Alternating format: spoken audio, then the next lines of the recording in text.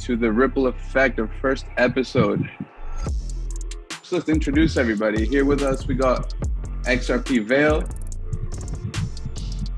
There he is in his shade.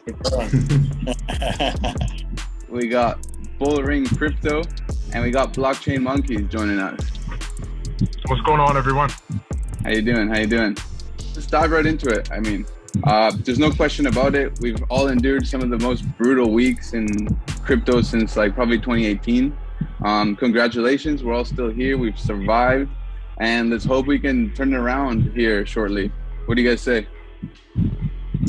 Well, who wants to go? Whoever wants to go first, you go ahead.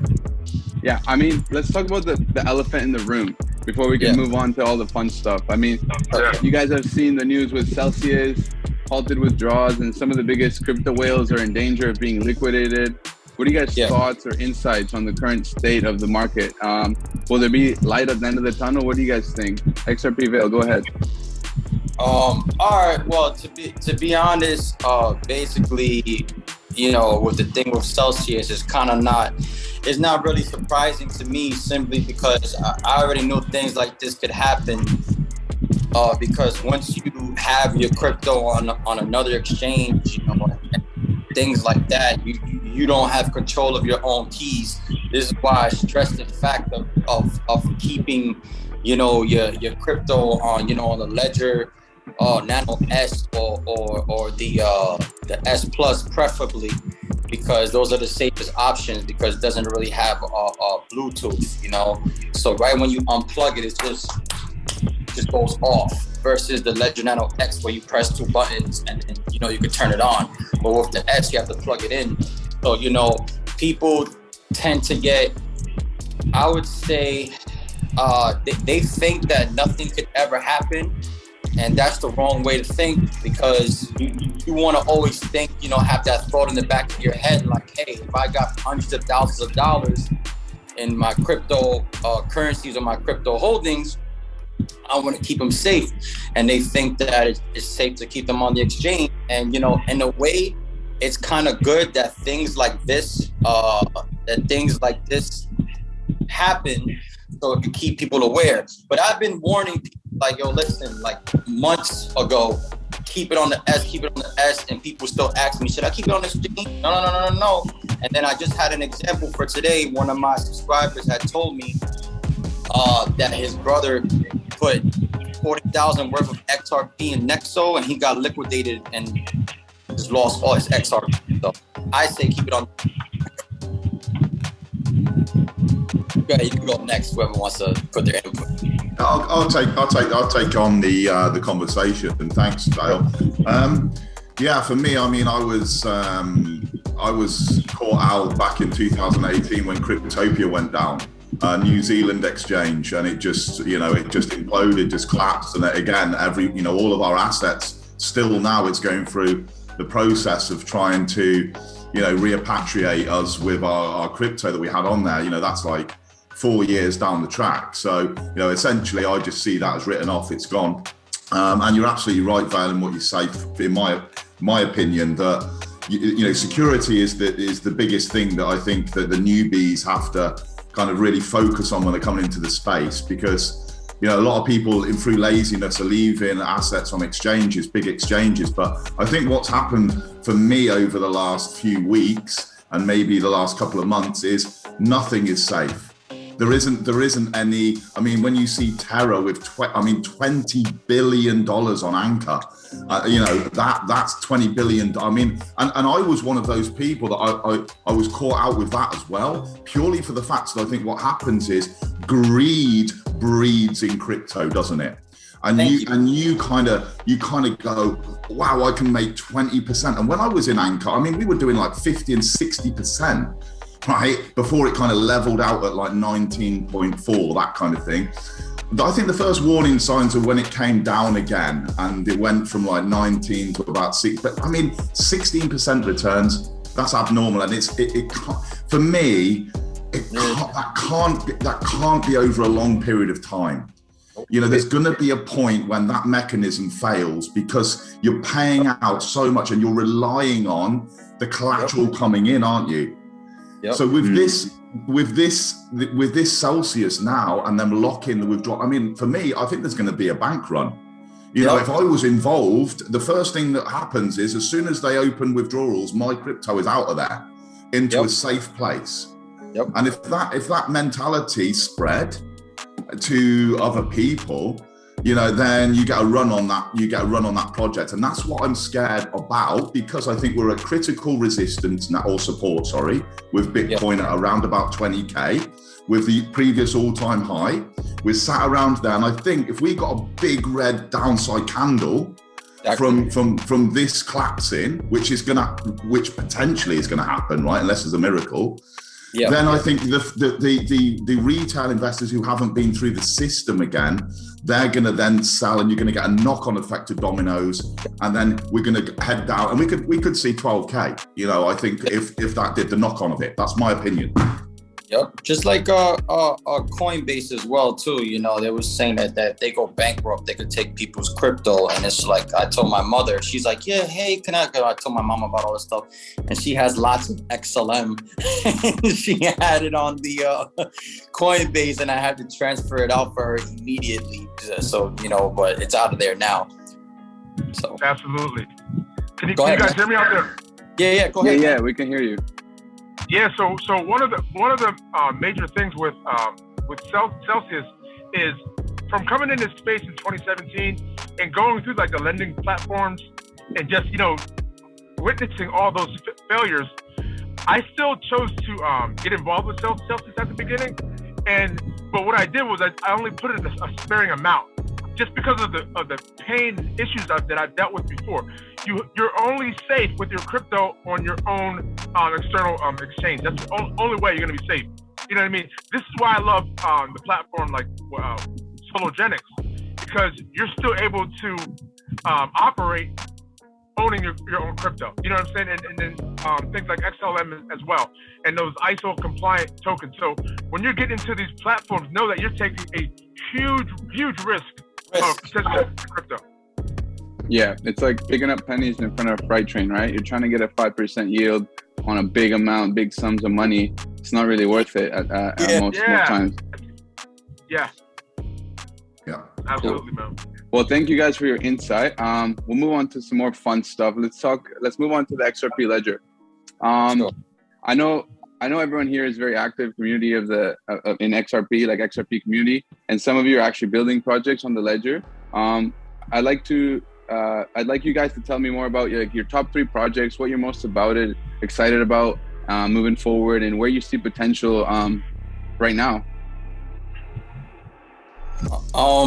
Well, I would say right now, to be honest, hey, you say top 3. Honestly, I'm gonna be honest. You already know what I'm gonna say, man. I think Sologenic is just the best. You know, it's like basically #1 support for tokenization and NFTs on the XRP Ledger, and a couple of NFT projects, you know, that's on the XRP Ledger. I'm gonna just name some artists that I like that's actually through Sologenic, using the NFT platform on Sologenic. Is basically this guy named Custom Creep Pixel. I like his NFTs that he has on there, and then also another guy named Astro.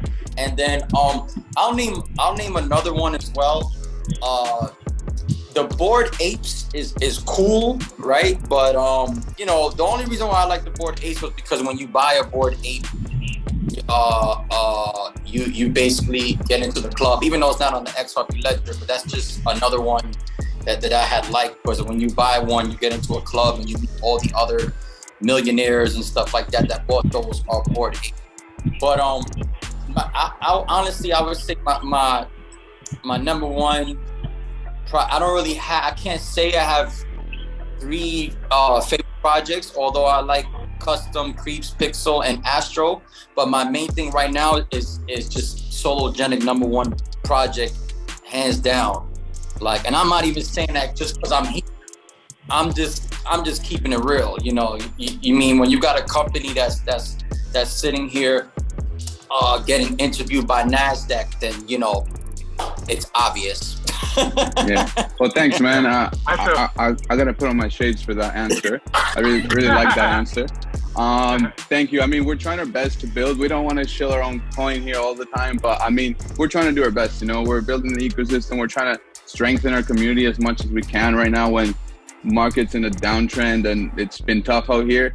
You know, the people that are here right now are the ones that are going to be here long term, and that's who we want to really build relationship with and bring onto our community and make them feel as part of Sologenic.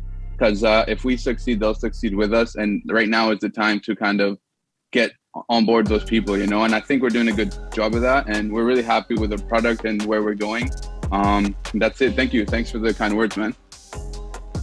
Yeah, for me, I think I wouldn't be here if my sentiment wasn't shared with, you know, Vale, because I think for me it's not just about Sologenic. I look at Sologenic and I think, wow, that's clean. You know, I like how everything works. I like how everything looks. I like all of the integrations you've got. But then for me, you know, when I saw Zen's video about like the Corium side, you know, and like what we got in store, what's coming down the track as well. I sorry to cut you off. I meant to say Corium too. Corium. I forgot about that. Yes, Corium. That's what I forgot. Corium. So, I'm loving those airdrops. Continue. Looking at the space from like 2017, having been burnt, having been wrecked, and you know, like you talked about Eagle, you know, about when you've seen the lending stuff collapse and you've been through the mill basically, you know, for 4 or 5 years. When you see something, and again, it might be seen as us shilling because we're obviously on this call, but I think when you see something and you listen to respected people talk about it and you go and do your own research and you delve a little bit more into it, you kind of unpack what could be something that's monstrously big with Corium. And exactly. as a person that's inside a team or two teams as well over on Stellar, you know, thinking I'm fancying packing my bags up and, you know, coming and moving over there and getting involved in building something when Corium's live, because all of the benefits for me, you know, as a team member are already like integrated. You know, I've kind of looked upside down as we would and tried to find out any kind of flaws or anything. Of course, there's going to be teething problems, but yeah, I would struggle to say any projects out. I suppose the only one is Lucretius. Is that how you say it? Lucretius. It's a metaverse project. Some of the stuff they've got looks pretty cool. I think they're doing some sort of demo in early July.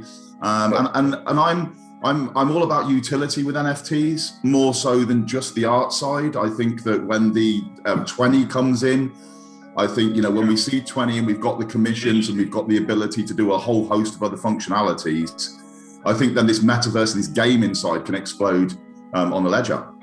Yeah, exactly. Hands down. Absolutely. Go ahead, man. Absolutely. Yeah. The reason why I'm here is because the Sologenic, not just the NFT side, what they're doing with tokenized stocks. Yeah. And with Corium coming, there's so much functionality. Use case. It's just so much use case. It's just crazy. It explodes my brain when I think about everything that's coming to Sologenic. Literally, the only reason why I'm here is because of that. Thanks, man. Thanks. And I feel like Corium will actually give us a lot of will help the ecosystem overall, because we're XRP Ledger community. Like, we are XRPL, right? And Corium is just going to be an extension of that. We're just going to be giving grants to projects already building here who want some smart contract capabilities. And it's going to be super easy cross-chain. Like, we're going to really integrate to XRP, so it's kind of like a sister chain. Like, anybody can come, projects can migrate in and out. So it'll just be like adding technology to what's existing on Ripple. And we're not like fighting. People always tend to say, oh, we're going to ditch XRP, or we're doing this, or we're doing that. It's not the case. The case is we're actually just giving more use case, and we're trying to make our ecosystem bigger and better. And that's why we're so close with Ripple. We're going to be attending events with them. We're at Miami earlier. Like, we're close with them. We're not trying to fight against them or anything like that. Crypto tends to be like very tribalist, and they want to argue and fight between each other rather than work together. And that's what we're trying to do, right? Like, we see the potential, and we see where we could have more use case and how we could help the XRPL grow. And we see like this technology that'll help the ecosystem grow, like Corium, would be a benefit to everybody. And that's why we're excited about it. And it's a big part of Sologenic as well. Yeah, and like we start conversations with them based on needs on the ecosystem itself. For example, the fiat on ramp for NFTs specifically. We had a solution and we thought it wouldn't work, and then they suggested another company, you know, and it's just ongoing that they really try to push with X-20 coming, of course, they really try to push the entry barrier to be the most, you know, easy in the market compared to other marketplaces. And in regards to Corium, we're going to start with projects that are already in Sologenic. Like, I think the first step for Corium, the app development wise, is to, you know, have some projects that have already built in XRP or in our ecosystem that are already in our community, and help them to start build on Corium as well. Yeah, it's exploding. But continue, man. Who didn't get a chance to speak? I think we all got that question in. I mean, we can move on to another thing. I mean, the XRP community is super strong, right? Like, what factors do you believe contribute to XRP community strength? Like, there's never any doubt in anyone's mind here that XRP ecosystem will be here for a very long time, no matter the market conditions. What factors do you guys think contribute to that kind of strength in the community? I think it's just the research over the years that's what supplanted me in XRP, knowing that it's not going anywhere and knowing that it's being used by so many countries. That's just it. That's right, utility, yeah. I think for me, from being in the space, I mean, I remember the Swell conference back in October 2017. And that was my first kind of exposure to kind of the, you know, the first Ripple Swell conference. And then seeing, I think it was like 16 cents back then, XRP, you know, and then it's kind of having a look. And then they went on that run to like $3+, didn't it? You know, it's just crazy what happened.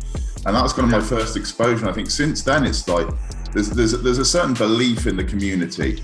I see a lot of my friends who are coming into crypto saying, oh, have you got like XRP? You know, it seems to be like a facilitator for new people to come in as well. They've heard about it. It's got that longevity, hasn't it? What is it, 10 years old since the first lines of code were written? You know, it's one of the old dogs. And, you know, as much as like there's things that can be improved with any network, I think that, you know, it just goes from strength to strength, and you see that, you know, you've got these top corporations around the world, you know, and they're having talks with like Ripple and all this sort of stuff, you know, and I think underneath it's kind of simmering under the surface with everything that's going on. And like, well, you know, we all know it's not going to be going anywhere. But that, for me, it's the resolve and the belief in the community, right, that make it strong. You know, when you're in a shit time like now, right, where you've been battered as like, you know, as just retail investors and as new people into the space. And then you kind of just have this togetherness. Yeah, we have our bickering and our tribalism and our little spats with each other, but generally speaking, you know, the people will, you know, be there and like have that belief that there's going to be good times in the future. And I think that's you know, something that I noticed being a new person to the ledger. You know, I noticed that the camaraderie in a lot of the sort of micro communities within XRPL is really strong as well. So positive things. You can actually see it in the market cap. Like when everything starts going down, like right now, a lot of tokens start dropping out of the top 10 and XRP just rises past them, you know, like people aren't selling as much as they sell other projects. Like XRP stays, like I think it's like excluding stable coins, it's fifth right now, or fourth. Like it just stays between fourth and fifth by market cap. Before, like during the peak of the bull market, it was, I'm not sure, but it was around 10 or something. Like Solana, a lot of guys took over the market cap, but when the things turn south, like Ripple stays there always. That's impressive to see. I think it goes even more fundamental than that. Like blockchains or like crypto projects that really solve simple problems. For example, Ripple is all about borderless payments. We're always going to need that solution, you know, and the fundamental of it is like, that's their main messaging that they're, you know, like putting across a lot of channels, specifically events. They are on every event. Ripple has a presence. And I think those projects are going to prevail during bear markets, and it reflects on pricing, like Mauricio said. Yeah, that's true. Yep.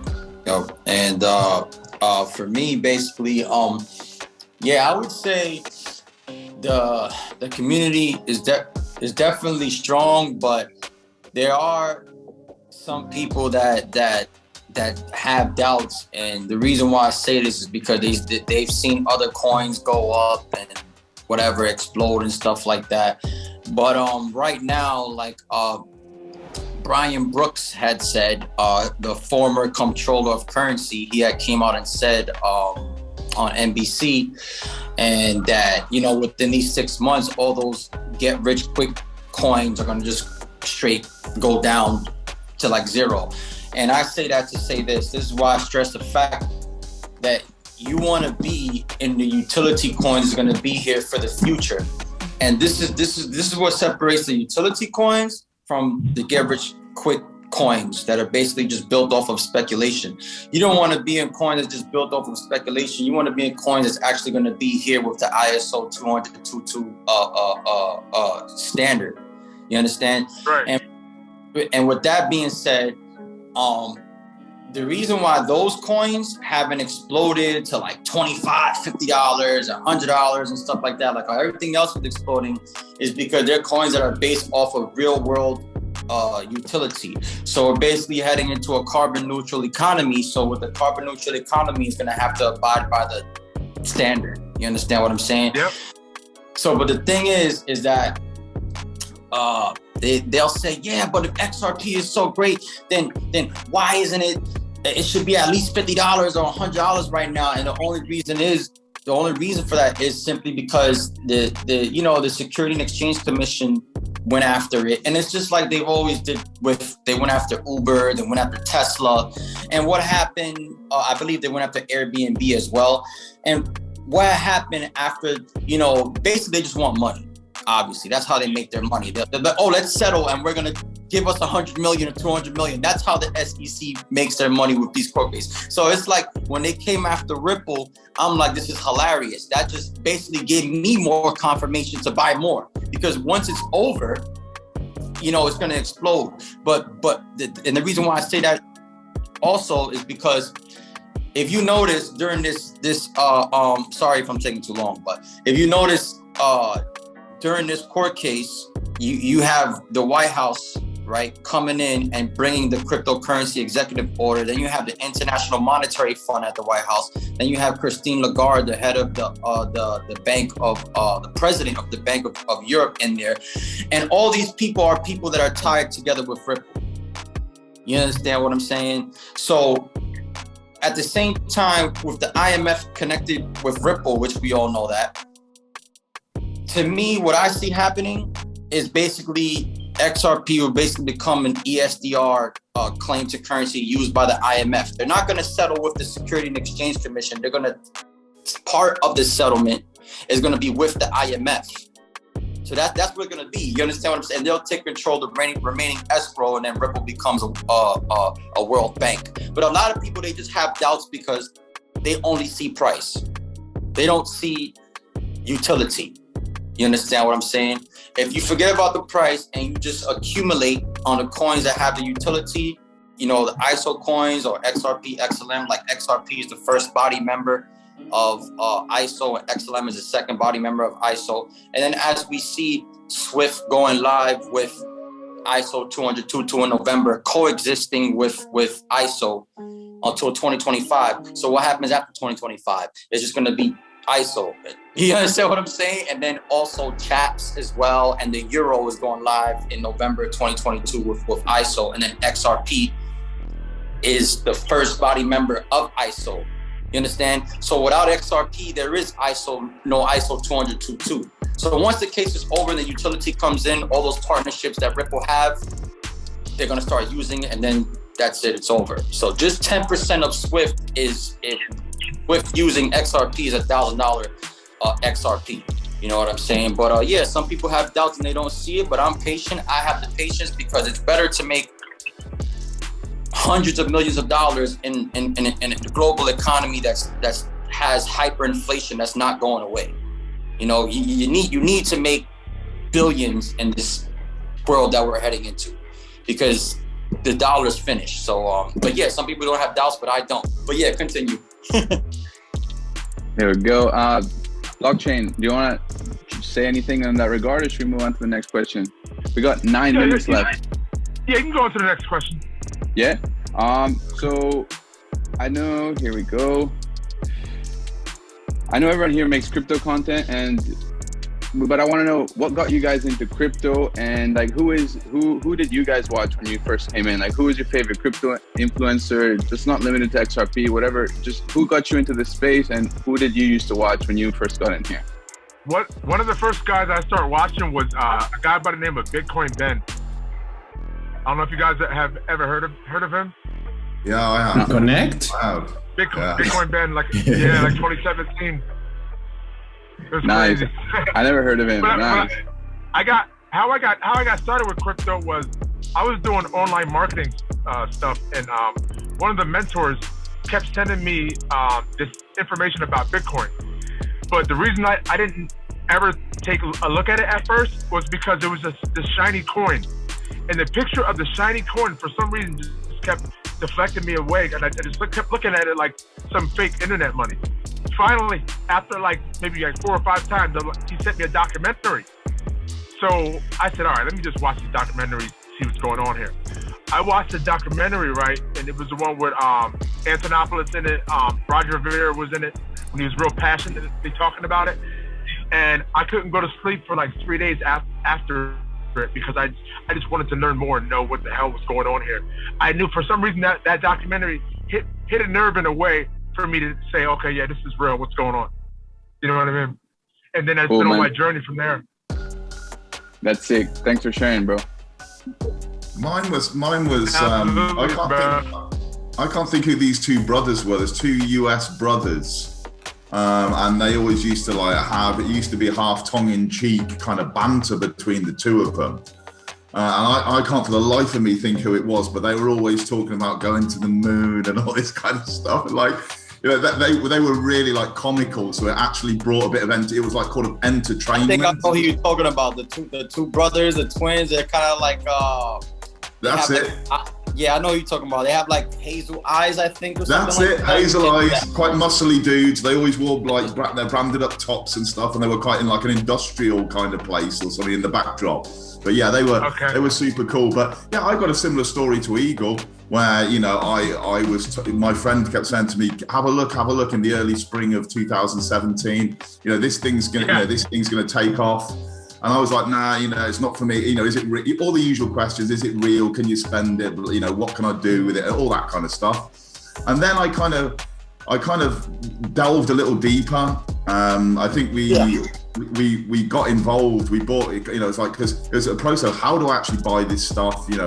Where do I keep it? All those questions. And then for me, it was all about education, because I started seeing loads of people getting scammed. BitConnect. All of that sort of stuff back in the day.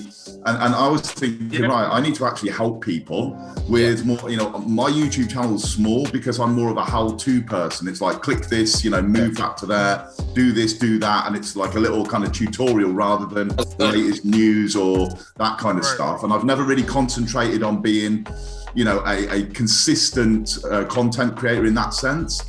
And then I kind of just went and just thought, like everyone, I think, in early 2018, that this is going to continue forever. And I think I got up like 6 figures in my crypto holdings, and I thought, this is it. I'm going to be a millionaire. Life is set. And then it just dropped. It dropped to like $800 over the next 12 months. Where you think it's got to come back. It's got to come back, and it didn't come back.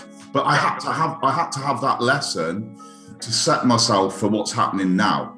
Because as this has been, as we saw last year and we saw a lot of the price appreciation, I was making sure I was very strategic in what I was doing. And I think that, I'm all about trying to help people navigate the space with the least amount of friction. If I can, teach someone to use a wallet or to use an interface, I like to do that more so than, say, looking at the latest news. But hey, here I am. It's been a crazy journey, but a year in Stellar, and then now I think I need to fly my wings a little bit more, and like the XRPL is calling. So this is hence me being here tonight. Awesome, and Corium's calling too. Yeah. Yeah, I know. Yeah. Yeah, man. Definitely. These are such inspiring stories. Like if I tell mine, it's what Ben was mentioning. I got scammed, and then tutorial how to actually, do something back in 2018 as well. Yeah. I got scammed too, man. Out of like $3,000. They was oh man, they was like, yeah. It was some website called CoinSpot Raiders. I should have known that they was gonna. I'm like CoinSpot Raiders. I'm like, yeah, CoinSpot raid your pockets. Like that's what happened. So long story short, yeah, that 3,000 ended up going up to like 40,000. So they already took that. So, but it's fine. It's a lesson learned with me. But with me, when I first got into the crypto and stuff like that, it was actually this was years ago when I was just working, a regular job, and what happened was the dude came up to me. He was like, yo, man, you gotta download Coinbase, man. You gotta get into this crypto. And I was like, damn, man, that's crazy. He's telling me that because I was thinking about this, and I would just look, and the first cryptos that I would see was Bitcoin, Ethereum, and Litecoin. But he told me about the Coinbase, but the main thing that he showed me was Binance. So I got onto the Binance before they stopped the USA residents, before they stopped allowing the USA residents to use it. I didn't know how to transfer, I didn't know how to withdraw or any of that stuff. So he spoke to me about Tron. So I had bought Tron in the time when Justin Sun was supposed to meet with Warren Buffett. Yeah, he's supposed to meet with Warren Buffett, and I got it when it was like 1 cent, and I put in about like $3,000 in there, and that $3,000 turned to like about like $12,000 so every time it went up like a cent, it just kept going up like a couple grand. So what I did was, after I made money from Tron, the way I really found out about XRP, it wasn't even through any content creators, you know what I'm saying? Because but I'll tell you which one I was watching though. But because when I saw Tron and then I saw XRP on Binance, and I'm looking at XRP and I'm like, what the hell is XRP? I'm like, this just sounds like different, you know what I mean? I thank everyone for coming in. It was a really interesting talk. It was good fun, and it just makes it all a lot more fun when you're interacting with a lot more people in the same community. Let's keep doing this, and yeah, thanks guys for joining. Really appreciate your time. Yeah, I just want to say get well soon to Zen, and looking forward to hooking up again with Jay when she's back from her vacation. But thanks for listening. Cool. Thanks guys. See you. Bye.